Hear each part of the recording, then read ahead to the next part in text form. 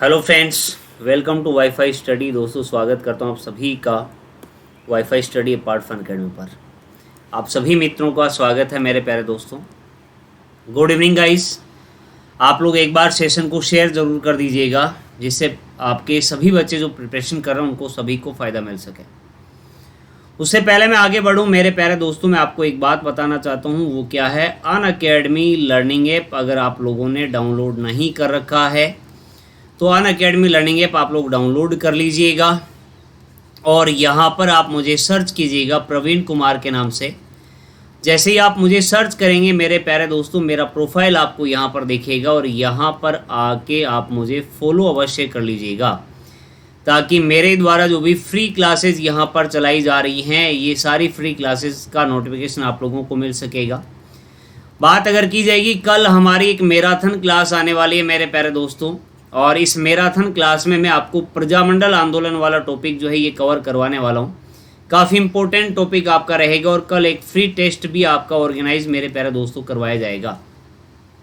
सभी बच्चे कल के टेस्ट में ज़रूर उपस्थित होंगे। आइडिया आपको लगेगा कि आपका एक अच्छे लेवल का टेस्ट मैं आपका करवाने वाला हूँ। साथ में अनअकैडमी लर्निंग ऐप पर अगर आप पुलिस पटवार की तैयारी करना चाहते हो, या फिर आप SI RS की तैयारी कर रहे हो, LDC की तैयारी कर रहे हो, तो RPSC कैटेगरी में, और रेट के लिए अगर आप तैयारी कर रहे हो तो टेट कैटेगरी में आप सब्सक्रिप्शन ले सकते हैं। मेरा रेफरल कोड जो है ये मेरे प्यारे दोस्तों प्रवीण11 मेरा रेफरल कोड है, इसको आप अप्लाई कर सकते हो। 10% का डिस्काउंट आप लोगों को मिल जाएगा। PRAVWN प्रवीण11 कैपिटल लेटर में आपको लिखना है। 10% का डिस्काउंट आप लोगों को मिल जाएगा। चलिएगा, अब शुरुआत करते हैं आज की इस महत्वपूर्ण सेशन की मेरे प्यारे दोस्तों। एक बार फिर से आप लोग सभी शेयर कर दीजिएगा।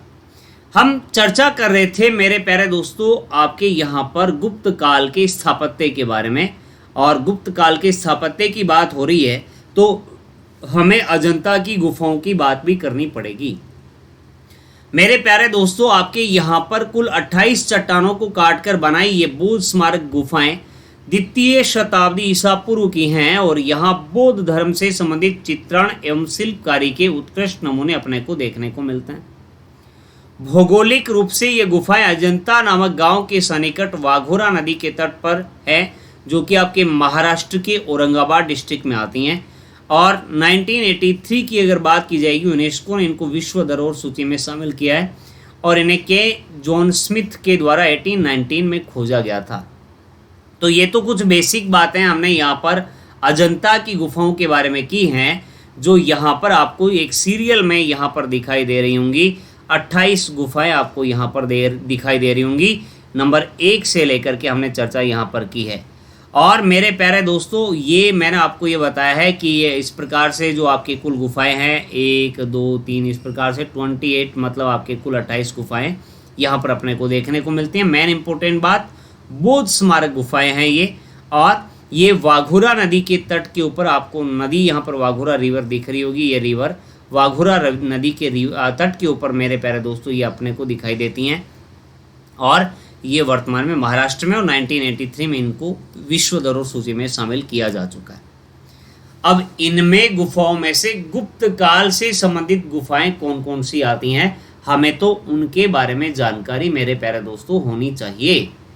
तो आइए जानते हैं, बात करते हैं गुप्त काल में जो आपके गुहा स्थापत्य आता है। अजंता की गुफाओं का दृश्य आप लोगों को यहाँ पर दिखाई दे रहा होगा मेरे प्यारे दोस्तों। ये आपके अजंता की गुफाएं आप लोगों को यहाँ पर दिखाई दे रही होंगी। वाघोरा नदी के तट की बात हम यहाँ पर कर रहे हैं, तो चट्टानों को काट करके इनको बनाया गया है। अब इनमें से 16, 17 और 19 नंबर की जो गुफाएं आती हैं वो मेरे प्यारे दोस्तों आपकी गुप्तकालीन गुफाएं आती हैं। अब आपने देखा होगा यहाँ पर कुछ बॉक्स में बंद हैं, जैसे आपके यहाँ पर 9 नंबर, 10 नंबर, 19 नंबर, 26 नंबर। 9, 10, 19 और 26 ये आपके चैत्य होल हैं, और छोटी गुफाओं को छोटे प्रकार से दर्शाया गया है। मतलब जैसे नंबर 3, 5 की बात अगर हम करें, 13 नंबर, या आपके यहाँ पर अगर बात की जाएगी 18 नंबर, इसी प्रकार 22, ये आपके 25, 27 ये गुफाएं जो हैं ये मेरे प्यारे दोस्तों छोटे आकार की गुफाएं आती हैं। और 9, 10, 19 और 26 ये चैत्य होल हैं, जिनमें से गुप्तकालीन हमने बात की 16, 17 और 19 नंबर की जो गुहा हैं, ये मेरे प्यारे दोस्तों, जिनमें से आपके 19 नंबर चैत्य होल भी आता है, ये गुप्त काल से संबंधित है। अब इनमें प्रमुख क्या है, हमसे एग्जाम में क्या पूछा जा सकता है, उसकी भी जानकारी हमें होनी चाहिए। तो आइए जानते हैं इसके बारे में भी। जैसे अजंता की गुफाओं की अगर बात करेंगे, इसमें गुफा संख्या 16 जो आती है, इसकी अगर हम चर्चा करेंगे मेरे प्यारे दोस्तों, इसमें एक तो बुद्ध की प्रतिमा है, भगवान गौतम बुद्ध की प्रतिमा है। लेकिन जो इम्पोर्टेंट बात है जो आपसे पूछी जाती है, आप जैसा इमेज में यहाँ पर देख पा रहे होंगे, एक मरणासन स्थिति में एक राजकुमारी को दर्शाया गया है।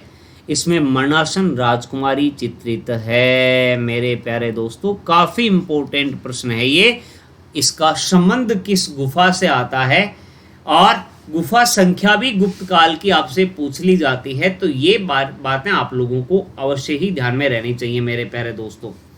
बात अगर की जाएगी, इसमें महात्मा गौतम बुद्ध जो आते हैं, इनके महाभिनिष्क्रमण का चित्रांकन भी अपने को देखने को मिलता है। तो इम्पोर्टेंट बात क्या होगी, गुफा संख्या 16 जो आती है, अजंता की गुफा की चर्चा हम कर रहे हैं। जो गुप्तकालीन गुफाएं आती हैं उनके बारे में हम जानकारी यहाँ पर प्राप्त कर रहे हैं। गुफा संख्या 16 में एक तो बुद्ध की प्रतिमा मैंने आपको बताई है, साथ में हमने चर्चा यहाँ पर की मेरे प्यारे दोस्तों, आपके मरणासन राजकुमारी का चित्र जो चित्रित यहाँ पर है, और महात्मा बुद्ध के महाभिनिष्क्रमण का चित्रांकन भी अपने को इसमें देखने को मिल रहा है। काफ़ी इंपॉर्टेंट है, अवश्य इसको ध्यान में आप लोग रखिएगा। क्लियर है कॉन्सेप्ट? मैंने आपको अब तक बताया गुप्तकालीन आपके 16, 17 और 19 नंबर गुफाएं हैं, जिनमें से अभी हमने 16 नंबर गुफा की बात की है। याद रख लोगे ना? एग्जाम में अगर आपसे आपके लेवल पर प्रश्न पूछ लिया जाएगा, बिल्कुल आप ठीक कर दोगे। ओके जी, चलते हैं आगे। गुफा संख्या 17 की बात करते हैं। मरणासन राजकुमारी मतलब अपने पति की विरह व्यथा में इंतजार करती हुई राजकुमारी का चित्र है वो, ठीक है। अब देखिएगा गुफा संख्या 17 की बात करते हैं। इसमें मेरे प्यारे दोस्तों आपके इसे गुफा संख्या 17 ये भी आपके गुप्त काल से ही संबंधित है। इसे चित्रशाला कहा गया है। कौन सी गुफा को कहा गया है? जो गुफा संख्या 17 है उसे ही मेरे प्यारे दोस्तों आपके चित्रशाला कहा गया है। इसमें माता और शिशु का प्रसिद्ध चित्र, जिसे हेवल ने जावा कला के लक्षणों वाला बताया है, इसमें सर्वाधिक जातक कथाएं भी आपके चित्रित की गई हैं। मेरे प्यारे दोस्तों अगर हम चर्चा करें यहाँ पर आपके माता और शिशु का प्रसिद्ध चित्र, और ये काफ़ी इम्पोर्टेंट इसके लिए है। कौन सी गुफा से संबंधित है? 17। क्या ये गुप्तकालीन है? बिल्कुल गुप्तकालीन गुफाओं की ही चर्चा हम यहाँ पर कर रहे हैं। कौन सी गुफाएं? अजंता की गुफाएं जो आती हैं, उनमें से जो गुप्त काल से संबंधित हैं उनके बारे में हम यहाँ पर चर्चा कर रहे हैं। मेरे प्यारे दोस्तों मैंने आपको ये भी बताया कि इसे चित्रशाला भी कहा गया है, और सर्वाधिक जातक कथाएं जो चित्रित की गई हैं ये भी आपके मेरे प्यारे दोस्तों गुफा संख्या 17 में ही चित्रित की गई हैं।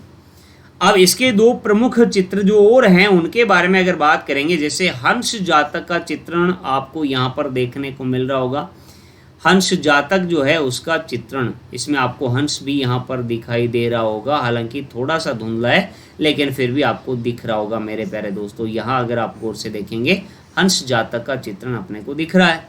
और नेक्स्ट जो है उसमें सिंघल आगमन का दृश्य जो है ये मेरे प्यारे दोस्तों आपके अजंता की गुफा संख्या 17 में दर्शाया गया है।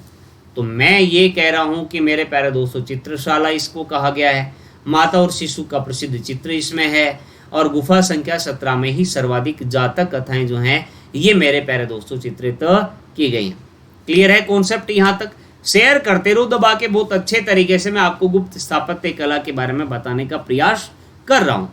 साथ साथ में मैं इंपॉर्टेंट बातें भी आपको बता रहा हूँ कि क्या बात आपके लेवल पर आपसे पूछी जा सकती। बढ़ते हैं आगे, बात को आगे बढ़ाते हैं। गुफा संख्या 19 मैंने आपको यही बताया, 16, 17 और 19 यही गुप्तकालीन आती हैं। यह एक चैत्याग्रह है। चैत्यग्रह मैंने आपको जब यहाँ पर बताया था प्रारंभ में चैत्य होल के बारे में, चैत्य होल को बॉक्स में दिखाया गया है। तो क्या 19 नंबर को यहाँ पर बॉक्स में दिखाया गया है? क्या ब्लैक कलर का बॉक्स पहले से ही बना हुआ है, जबकि 16 और 17 के रेड यहाँ पर गुप्तकालीन बताने के लिए किया गया है। तो आपके यहाँ पर 9, 10, 19 और 26 ये चैत्य होल थे, और यही मैं बात यहाँ पर आपको बता रहा हूँ। ये एक चैत्य ग्रह है जिसमें बुद्ध और बोधिसत्वों की मूर्तियां जो हैं ये मेरे प्यारे दोस्तों दिखाई देती हैं। जैसे आप चारों तरफ अगर इस हॉल में देखते हो तो ये देखिएगा, इधर आपको दिखाई दे रही होगी और इधर भी आपको यह मूर्तियां दिखाई दे रही होंगी मेरे प्यारे दोस्तों। ये मैंने आपको ये बताया कि यह एक चैत्य हॉल अर्थात चैत्य ग्रह है, और ये देखिएगा सामने भी आपको मूर्ति यहाँ पर मेरे प्यारे दोस्तों दिखाई दे रही है।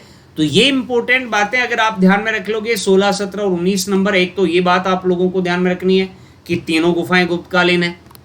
फिर 16 में मैंने आपको बताया मरणासन राजकुमारी की जो बात आती है ये काफी इंपॉर्टेंट आपके लिए। साथ में बुद्ध के महाभिनिष्क्रमण का चित्रांकन भी अपने को 16 नंबर में ही देखने को मिलता है।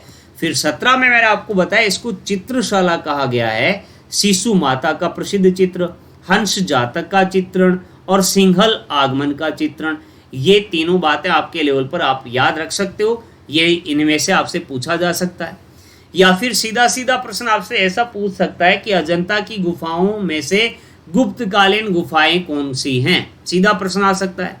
या फिर मेरा आपसे इस प्रकार भी प्रश्न पूछा जा सकता है कि निम्नलिखित में से गुप्तकालीन अजंता की गुफाओं में से चैत्य होल या चैत्य ग्रह कौन सा है, तो गुफा संख्या 19 आ जाएगा, जिसमें मैंने आपको ये बताया कि आपके बुद्ध और बोधिसत्वों की मूर्तियां जो हैं, जो इसमें आपको इमेज में चारों तरफ दिखाई दे रही होंगी, ये मेरे प्यारे दोस्तों अपने इसी गुफा संख्या 19 अर्थात इस चैत्य होल में अपने को दिखाई देती है। बोलो भारत माता की जय। कॉन्सेप्ट यहाँ तक बिल्कुल आपका क्लियर हो गया होगा। अब बात करते हैं गुहा स्थापत्य की। बात हो रही है तो बाघ गुहा चित्रों के बारे में भी चर्चा अपने को करनी पड़ेगी। अभी हमने चर्चा की थी आपके अजंता की गुफाओं के बारे में। बाघ गुफाएं जो आती हैं ये मेरे प्यारे दोस्तों आपके मध्य प्रदेश के धार जिले में विंध्य पर्वत के दक्षिणी ढलान पर हैं। लोकेशन इसकी क्या है, एमपी है, जबकि उसकी अजंता की गुफाओं की आपके महाराष्ट्र में आती है। ये इंदौर और वडोदरा के बीच बाघिनी नदी के किनारे पर स्थित हैं। वहाँ पर वाघेरा नदी की बात हमने की थी, मैंने आपको बताया था मेरे प्यारे दोस्तों।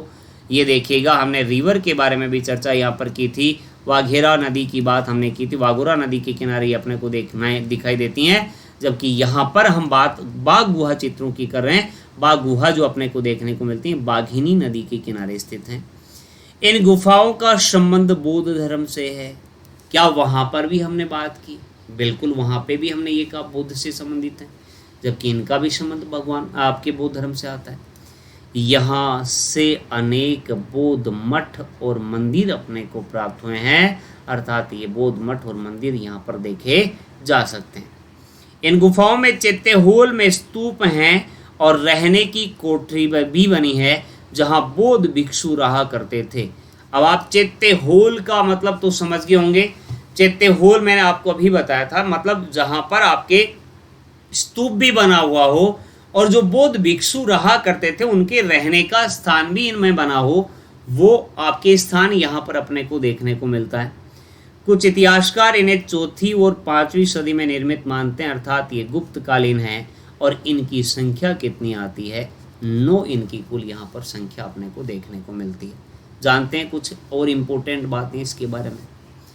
यहाँ के चित्र अजंता की श्रेष्ठता के निकटतम स्तर को छूते हैं। इसका मतलब यहाँ के जो चित्र हैं, अजंता तो अपने आप में श्रेष्ठ है ही है, लेकिन उसके निकट अपने को चित्रकारी यहाँ पर अपने को बाघ गुहा चित्रों में देखने को मिलती है। बाघ की गुहा संख्या 4 को रंगशाला की संज्ञा दी गई है। मैंने अभी अभी चित्रशाला के बारे में बताया आपको जब हम आपके अजंता की गुफाओं के बारे में बात कर रहे थे, जबकि यहाँ पर बाघ गुहा संख्या 4 को रंगशाला की संज्ञा दी गई है। चित्रों में महात्मा बुद्ध और जातक कथाओं को दर्शाया गया है। चूँकि सभी चित्रों के तत्व तत्कालीन समाज के लोक जीवन के संदर्भ में प्रकाशित हैं, अतः इन्हें धर्मनिरपेक्षतापूर्ण प्रकृति के लौकिक चित्र कह दिया जाता है। मेरा कहने का मतलब यह है कि चित्र जो हैं उसमें आपको महात्मा बुद्ध और जातक कथाओं को तो दर्शाया गया है, साथ साथ में हम बात कर रहे हैं तत्कालीन समाज जो था उसका लोक जीवन जो था उसको भी प्रकाशित यहाँ पर किया गया है। इसीलिए इन चित्रों को मेरे प्यारे दोस्तों धर्मनिरपेक्षतापूर्ण आपके प्रकृति के लौकिक चित्र जो हैं ये भी इनको कह दिया जाता है। कॉन्सेप्ट यहाँ तक बिल्कुल आपका क्लियर हो गया होगा, समझ में आई बात? अब देखिएगा, ये तो आपके गुहा चित्रों की चर्चा हमने की है जो गुप्त काल से संबंधित आते हैं, आपके अजंता की गुफाओं में, और साथ में हमने बाघ गुफाओं की भी चर्चा की। लेकिन अब हमें चर्चा करनी है मेरे प्यारे दोस्तों गुप्तकालीन साहित्य जो आता है उसके बारे में। आपको पता होगा मेरे प्यारे दोस्तों, आपके इस काल को साहित्य के स्वर्ण युग की संज्ञा दी जाती है। हालांकि मैंने आपको ये भी बताया कि भारतीय कला एवं संस्कृति के दृष्टिकोण से अगर हम देखें तो गुप्त काल को मेरे प्यारे दोस्तों कला एवं संस्कृति की दृष्टि से भी स्वर्ण काल माना जाता है। और साहित्य के क्षेत्र में भी अगर चर्चा की जाएगी तो स्वर्ण युग की संज्ञा यहाँ पर दी जा सकती है। गुप्त शासकों की राजकीय भाषा जो थी ये मेरे प्यारे दोस्तों कौन सी थी? संस्कृत। कौन से शासकों की चर्चा हम कर रहे हैं? क्योंकि गुप्तकालीन कला एवं संस्कृति की चर्चा हम यहाँ पर कर रहे हैं, तो इनकी राजकीय भाषा संस्कृत। गुप्त काल में ही पुराणों व वैदिक साहित्य, गृह्य सूत्र, धर्म सूत्र आधारित टीकाएँ लिखी गई। रामायण महाभारत का संकलन का कार्य भी 4वीं-5वीं सदी में ही मेरे प्यारे दोस्तों पूर्ण हुआ। लौकिक साहित्य में कालिदास का लेखन जो है ये मेरे प्यारे दोस्तों सर्वश्रेष्ठ है। ये हमें इसी काल में देखने को मिलता है। हमने बात की थी चंद्रगुप्त द्वितीय के समय की बात आती है, चंद्रगुप्त द्वितीय विक्रमादित्य के समय के 9 रत्नों की बात हमने की, उन्हीं में से एक आपके कालिदास। ये आपके लिए काफ़ी इम्पोर्टेंट जो काव्य रचना, जो नाट्य रचनाएं जो कालिदास के द्वारा रचित आती हैं, सीधा सीधा प्रश्न आप लोगों से एग्जाम में पूछा जा सकता है।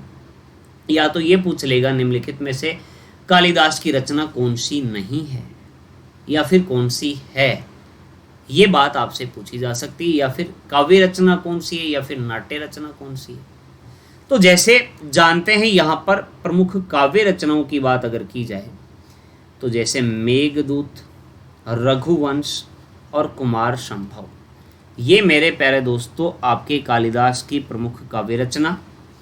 नाट्य रचनाओं की बात अगर की जाएगी मालविकाग्निमित्रम, विक्रम मौर्यवंशियम और अभिज्ञान शाकुंतलम काफ़ी इम्पोर्टेंट है। ये अभिज्ञान शाकुंतलम, मेघदूत, रघुवंश, कुमार संभव सभी रचनाएं जो हैं जो कालिदास के द्वारा की गई हैं ये आपके लिए काफ़ी इम्पोर्टेंट है एग्जाम के दृष्टिकोण से। अभिज्ञान शाकुंतलम प्रथम भारतीय रचना है जिसका यूरोपीय भाषाओं में अनुवाद हुआ है। तो देख लीजिएगा अभिज्ञान शाकुंतलम आपके दृष्टिकोण से, एग्जाम के दृष्टिकोण से अगर हम देखें कितनी इम्पोर्टेंट ये रचना आती है जो जिसकी रचना गुप्त काल में कालिदास के द्वारा मेरे प्यारे दोस्तों की गई। तो आपके गुप्त काल साहित्य जो आता है इसके बारे में हम डिटेल से भी जानकारी प्राप्त करेंगे। थोड़ी और जानकारी मैं यहाँ पर आपको प्रदान करवाऊंगा। फिर आपके विज्ञान के क्षेत्र में जो यहाँ पर जो विकास हो उसके बारे में भी हम चर्चा करेंगे। लेकिन ये सब चर्चाएं हम कब करेंगे मेरे प्यारे मित्रों?